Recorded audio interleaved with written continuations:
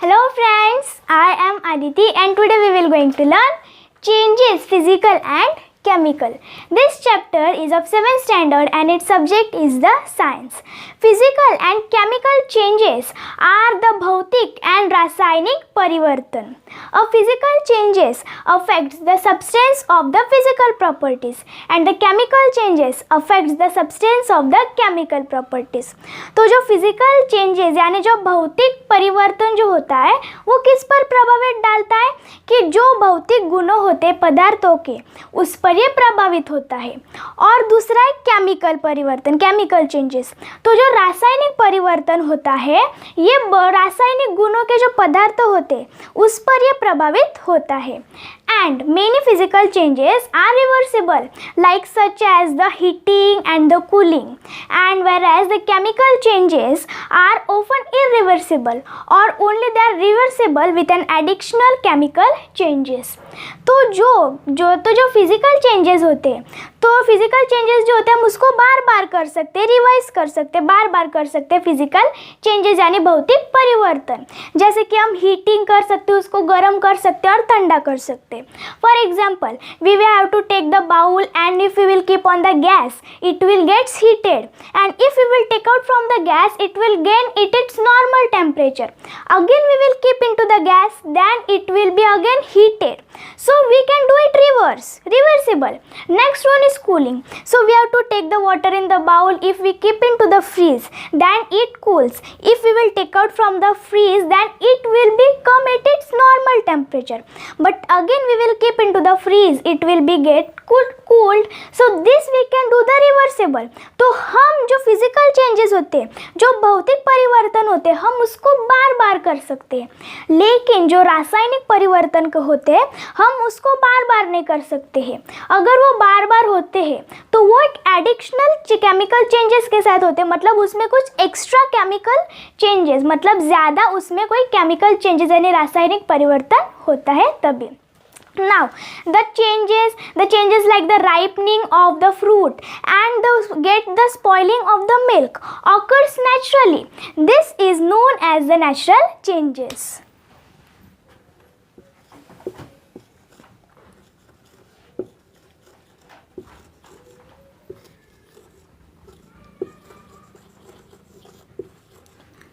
तो जो परिवर्तन होता है हम जो जैसे कि हम फल को पकाते हैं और जो दूध होता है उसको मतलब वो खराब हो जाए, तो ऐसे टाइप के जो परिवर्तन को ये मतलब प्राकृतिक होते हैं।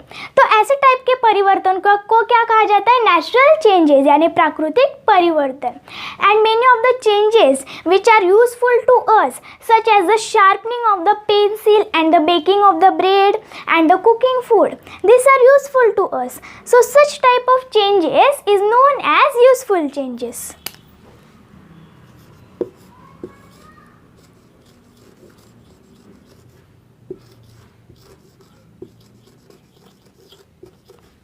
तो बहुत सारे जो परिवर्तन जैसे कि हम पेंसिल को शार्पनर से शार्प करते हैं और जो ब्रेड होता है हम उसको बेकिंग करते हैं और जो फ्रूट खाना होता है हम उसको पकाते हैं, तो ये हमारे लिए बहुत ज़रूरत है, हमको इसकी नीड है।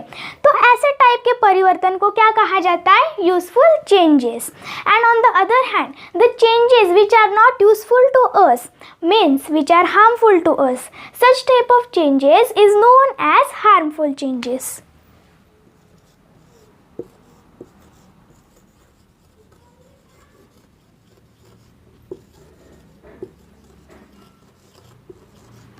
तो दूसरा कि जो चेंजेस, जो परिवर्तन जो हमारे लिए काम का नहीं है, मतलब वो हमको कुछ हानि होता है, हमको कुछ हानिकारक पहुंचाता है, तो ऐसे टाइप के चेंजेस, ऐसे टाइप के परिवर्तन को क्या कहा जाता है?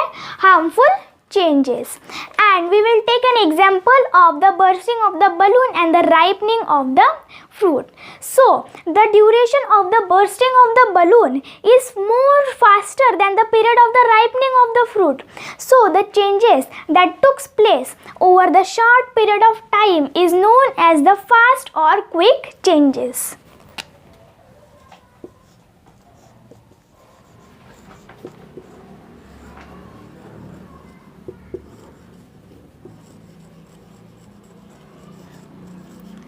तो जैसे हम दो एग्जाम्पल्स लेते हैं, bursting of the balloon and ripening of the fruit. Bursting यानी जो गुब्बारे उसका फूटना, और जो फल है उसका पकाना। तो जो टाइम होता है गुब्बारे का फूटना वो बहुत कम होता है। जब भी हम फ्रूट जो होते हैं, फल होते हैं, उसको पकाने से जो गुब्बारे का फूटने का जो वक्त है वो बहुत कम है। तो जो परिवर्तन जो छोटे मतलब जो छोटे पीरियड है, छोटे पीरियड के लिए वो हो जाता है। तो ऐसे टाइप के परिवर्तन को क्या कहा जाता है? फास्ट क्विक चेंजेस, यानी जल्दी से वो परिवर्तन होता है।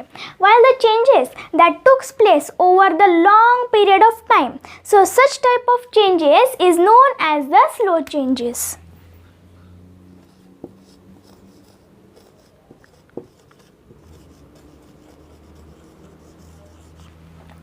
तो जो परिवर्तन मतलब बहुत ज़्यादा वक्त के लिए वो उसको बहुत ज़्यादा वक्त लगता है।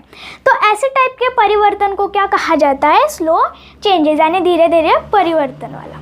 Melting of an wax and obtaining the original solid wax is something that we can do repeatedly, like that the changes that can be go into the forward and the reverse direction again and again is known as the reversible changes.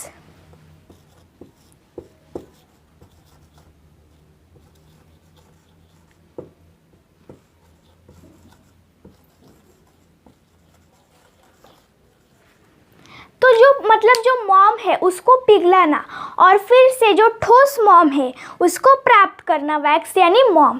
तो ये क्या होता है कि हम इसको बार बार कर रहे हैं, और जो परिवर्तन जो आगे के और पीछे की दिशाओं में चलते हैं बार बार, तो ऐसे टाइप के परिवर्तन को क्या कहा जाता है?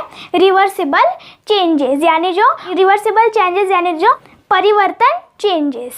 And like the ripe mango which cannot be transformed again into the raw mango, and like if we burn the wood then the ash is come out, so if this ash will not come back into the wood. तो जैसे कि जो पका हुआ जो mango होता है, जो आम होता है, हम इसको फिर से कच्चे मैंगो में नहीं बदल सकते। और जैसे कि जो वुड होता है, जो लकड़ी होती है, हम उसको जला दें तो वो क्या बन जाएगी? वो धुएं में चली जाएगी। लेकिन जो धुआं हम फिर से जो वुड है, लकड़ी, हम उसको बदल नहीं सकते। So we will say an example of it, this is and water, then it will be get transform into the ice.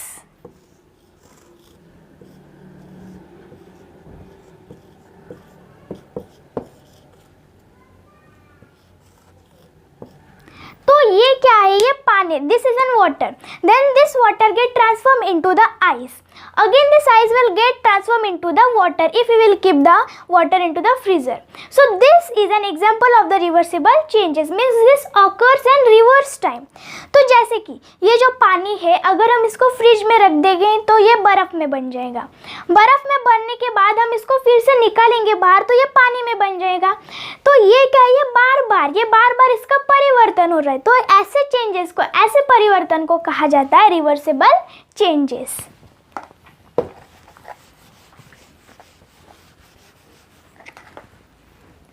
And sometimes the changes that occurs again and again after the definite interval of time, and such changes are known as the periodic changes.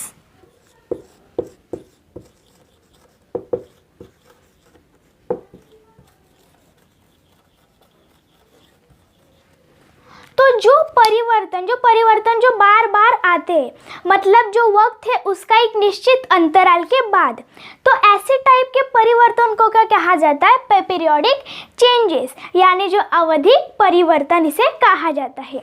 On the other hand, it is not be said surely that the changes will recur after one occurrence.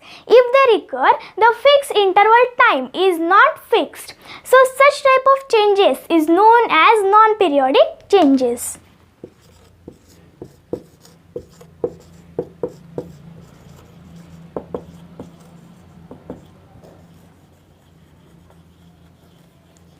अभी दूसरा है कि जो परिवर्तन जो बार बार हो रहा है, मतलब हम इसको श्योरली हम ऐसा बोल नहीं सकते कि जो परिवर्तन है वो बार बार आ रहा है, मतलब एक बार आया तो वो बार बार आ रहा है। तो मतलब जब भी वो आता है, मतलब वो बार बार आते हैं, तो उनका जो टाइम, उनका जो वक्त का जो अंतराल है वो उसी टाइम पर फिक्स नहीं कि ये इसी टाइम पर आएगा। तो ऐसे टाइप के परिवर्तन को क्या कहा जाता है? नॉन पीरियोडिक changes, यानी non periodic changes. And the changes, the properties of the original substances does not change, means it remains the same, and the new composition remains unchanged, and there also composition remains unchanged. That is, the substance does not form into the another substances. So such type of changes is known as physical changes.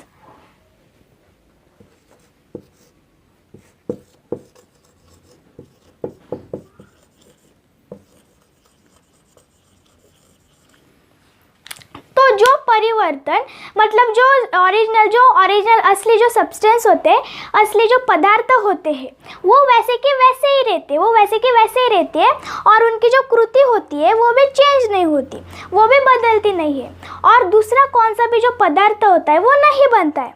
तो ऐसे type के परिवर्तन को क्या कहा जाता है? Physical changes, यानी भौतिक परिवर्तन. The examples of the physical changes are like the melting an ice cube and boiling water. तो इसका एग्जाम्पल क्या है कि आइस क्यूब जो होता है हम उसको मेल्ट कर सकते, मतलब हम उसको फिर से मेल्ट कर सकते, फिर से then we can again transform into the ice, again we can melt. तो हम इसको आइस क्यूब, जो आइस क्यूब होता है, बर्फ़ होता है, हम उसको पिघला सकते, फिर से हम बर्फ़ बना सकते हैं और फिर से पिघला सकते हैं. Second one is boiling water. We can keep on the boiling water, then again we will transform into the its normal temperature, again we can boil it. तो हम जो पानी है उसको गर्म पर कर सकते, फिर से उसके सामान्य टेम्परेचर, तापमान पर ला सकते और फिर से हम उसको गर्म कर सकते हैं. The physical changes is the changes to the physical as a opposite to the chemical property of a substance. They are usually reversible. तो जो फिजिकल चेंजेस होते हैं, जो भौतिक परिवर्तन होते हैं, ये परिवर्तन होते हैं फिजिकल के, मतलब वो जो केमिकल के जो प्रॉपर्टीज होते हैं, जो रासायनिक पदार्थ के जो प्रॉपर्टीज होते हैं, जो गुण होते हैं, उनके वो विरोध होते हैं, और वो रिवर्सिबल, मतलब हम उसको बार बार कर सकते हैं. And the physical properties of a substance and its characteristics are such as the shape, volume, colour, texture and the flexibility, density and mass. तो जो गुण होते हैं फिजिकल चेंजेस के, जो भौतिक परिवर्तन के गुण होते हैं एक पदार्थ के, उसकी विशेषताएं वो होते हैं कि उसका शेप, उसका आकार, और उसका जो कलर है, उसका कैसा कलर है, उसका टेक्सचर यानी उसकी जो संरचना, फ्लेक्सिबिलिटी यानी लचीलापना, घनत्व मतलब जो डेंसिटी यानी घनत्व, और मास यानी मात्रा. And next one is a chemical changes, the changes due to which one substances is transform into the another substances with new and the different, means with new and different properties. Such type of changes is known as the chemical changes.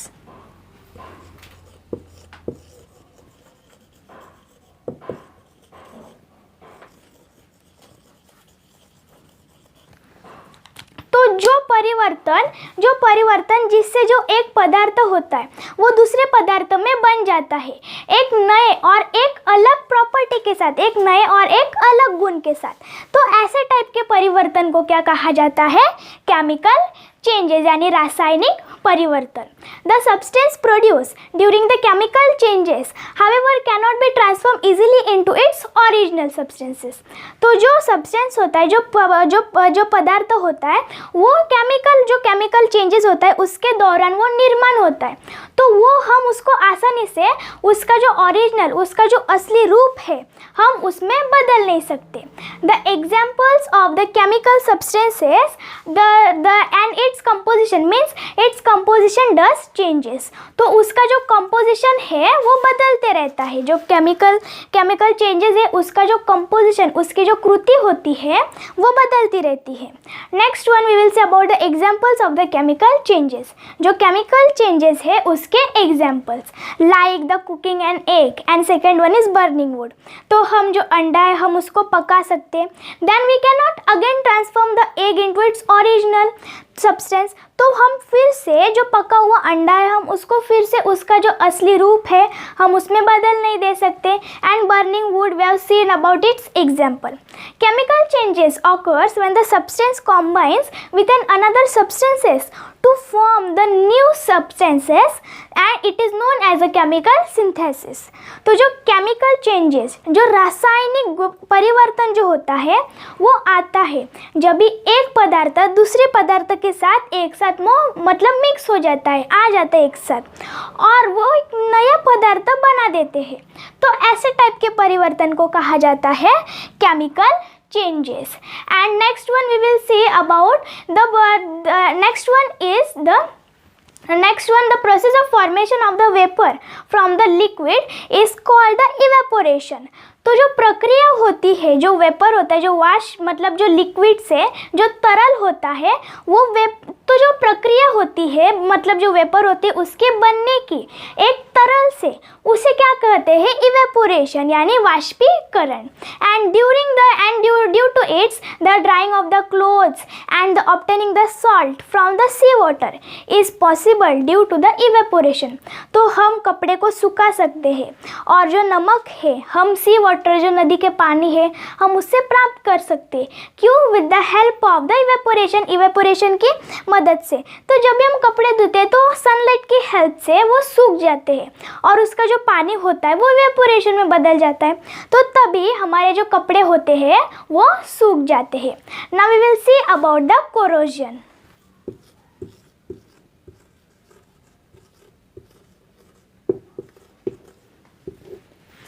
Corrosion यानी जंग. When an iron article rusts, a reddish brown layer is formed on it and a greenish layer is formed on the copper article. This is known as the corrosion of metal. तो जब भी जो iron article यानी जो लोहे का जो लेख होता है वो उस पर अगर जंग लग जाती है तो एक लाल भूरे रंग का परत उस पर बन जाता है. और जो ग्रीनिश लेयर मतलब जो हरे रंग का परत कभी बनता है जब भी कॉपर की जो लेख होती है उस पर वो बनती है. और इसे क्या कहा जाता है कोरोजन ऑफ मेटल्स यानी जो धातु है उनमें क्षरण.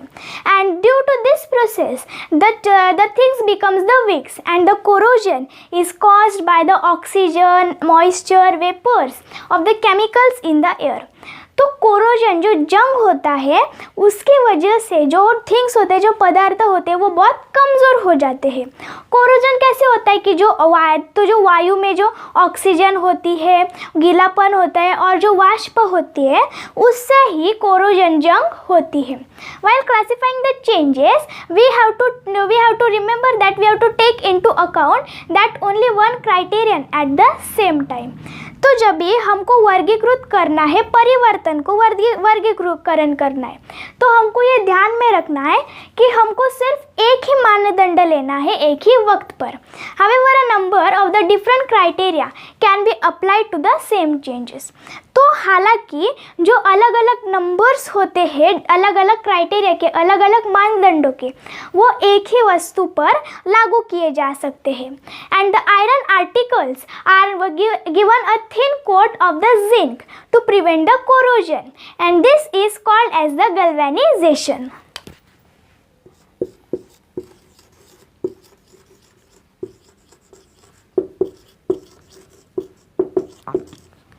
तो जो आयरन के जो लेख होते हैं जो आयरन के जो लेख होते हैं उनको एक पतला सा कोट जो जिंक का जो जस्ता का जो कोट होता है पतला सा उनको दिया गया जाता है क्योंकि जो कोरोजन होता है जो जंग होती है उसको रोकने के लिए. और इसी को क्या कहते हैं गैल्वेनाइजेशन यानी हम हिंदी में इसे कहते हैं गैल्वेनीकरण. And the copper and the brass articles are coated with the tin. This is called as a tinning.